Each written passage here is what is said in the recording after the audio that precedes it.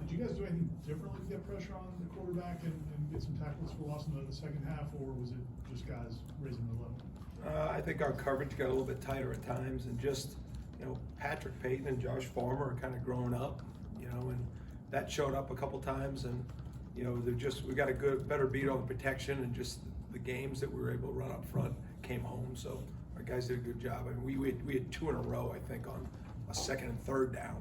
Then we had another one on the following third down. So they kind of came in groups there, and our guys kind of really settled in and did a nice job. We'll go up front to Brendan here.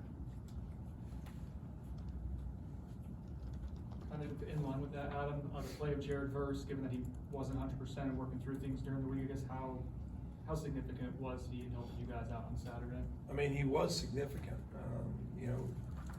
We got a lot of faith in Jared, and he didn't practice most of the week. He kind of went through walkthrough and gave us a little bit Friday, and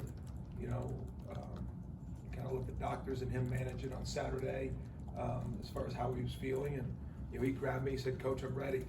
And so I went to the doctors, and we wanted to make sure we kept him on a pitch count. We don't want to have him out there too long, but you definitely saw him and you felt him, his presence. So looking forward to a full week for him this week, and we're glad to have him back. On the success that Wake had on third and fourth down situational, was there a common theme? Was there anything I noticed? Obviously, they had more success early than late. Yeah, I mean, way too much success. We got them to third, and I'd say 7+ enough times. So a couple things there. Number one, give credit to their quarterback. I mean, he's a really good player, and he executed. We did not. Whether it was execution of the call, the technique, the finish on how the play should have been defended better, but definitely disappointing. I thought we were making some strides on third down, but especially those thirds and 7+. That's got to be, a win rate for us at a high level. They did a good job of trying to create some third mediums and shorts, which are always a little bit more challenging. But the name of the game is to get off the field, get the ball back to our offense, and we didn't do that enough on Saturday, especially in those and long situations. We've got to be better. And I don't know exactly what you're looking for as a coach during practice on some of those one-on-ones and things like that, but it seemed like to us, or to me, last week in practice, the DBs broke up a lot of those passes, and were very competitive at the point of the ball got there. It didn't seem to show up in the game. But as a coach, like, how do you reconcile that, I guess? Keep coaching the technique, Ira. Keep coaching. We've done a good job in the short time of the year now as far as getting our hands on the football and breaking up balls at linebacker, at safety, at nickel, and at corner. It just happened in that game. There were 4 or 5 plays where it's bang bang, and they made the majority of them. So we had a few that we did make. Kevin Knowles had a great play in the end zone on one of them, but just your mind always goes to those third downs that are critical, and sometimes winning and losing comes down to that. And as a coach, you never want to sit up here and say, well, it's a one-on-one and that's what it is, because that's not great coaching. And it's your job. Whoever's in the one-on-one is going to go win that, or to try and create as many 2-on-1s as you can. As a coach, you're always trying to find the best answer. I think it's kind of, it's part of winning football is you got to create advantages in some sort of way. But I've got to do a better job. We've got to do a better job as a football team of making sure when those moments come that we're on the winning end of things in order for us to play better football. Adam, I kind of have a philosophical question about the sport, but before that specifically, what did you think of Azarieh's performance? He seemed to get a lot of reps, meaningful reps in that game, and do you foresee him being more of a part of the game plan moving forward? Yeah, coming off that bye week, I think I told you guys, he's going to find a way to be on the field. There's too much maturity and skill there, and he knows how to play. It's just, it's not easy to play as a true freshman, and we've happened to do it over the last couple of years a lot, and it just, his practice and his results have gotten better, and it was going to be a matter of time, whether it was opportunity or whether it was somebody went down, whatever it was. I just knew it was going to be a matter of time, and Azarieh went in there and he gave us good snaps. You know, the ball didn't come his way a ton, but you know, as a coach, you're evaluating all the positions that he's in, you know, pre and post snap, and you know, he deserved that playing time. And yeah, I don't see his role diminishing. I mean, I think he started on 2 special teams as well, which was his first. So you know, those opportunities are getting are increasing with Azaria, and he'll take advantage of it. And philosophically, what is DJ Lundy supposed to do on that coverage down the middle of the field when the ball is essentially thrown in his back?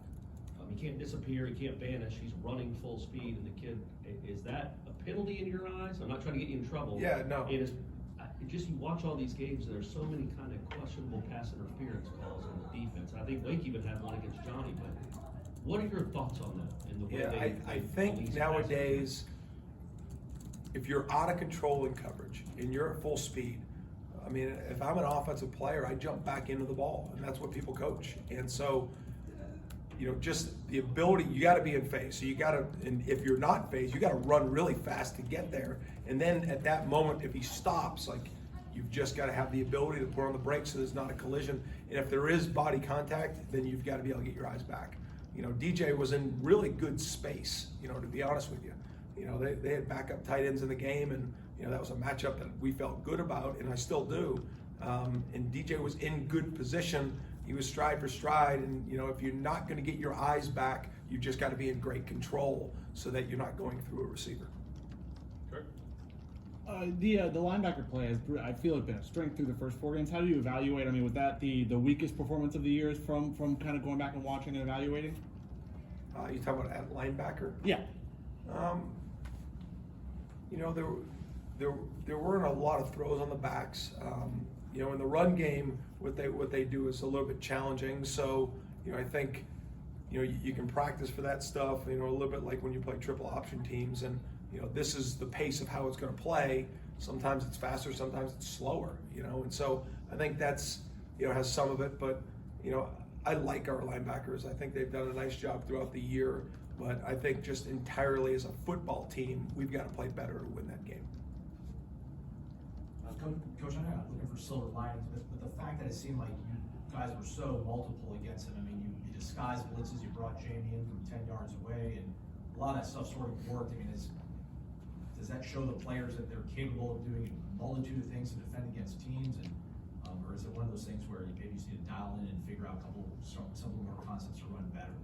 Yeah, I think as this season has gone on, you know, we've been able to become more multiple, a little bit more aggressive, and, you know, sometimes it's aggressive in coverage, sometimes it's aggressive with putting people involved in the quarterbacks, sometimes it's aggressive with putting defensive linemen in coverage, you know, all those things.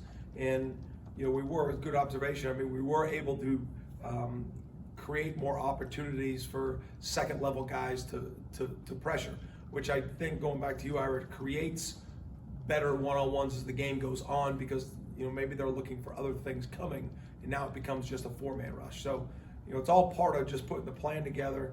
But at the end of the day, we're trying to win the game. We want our guys to be the best.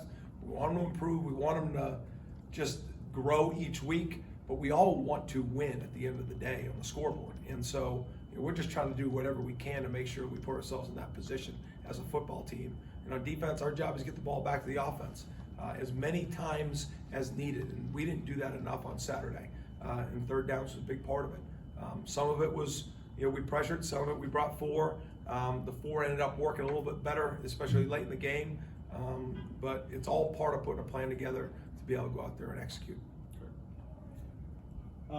Daniel Lyons, is he another freshman who got the field? I know you've praised him for what he's done kind of in the opportunities. I'm not sure coming in here you thought he'd play him against a ranked team as a true freshman, but it seemed like he handled that well. Is he another guy who may have made a role for himself going forward? I think so. You know, we knew going into this game, you know, because of the tempo of that team, that, you know, there's a chance you could play a lot of plays. And so, you know, when we do that, we make sure that we have a pre-described depth role as how it's going to go. And Daniel was part of it.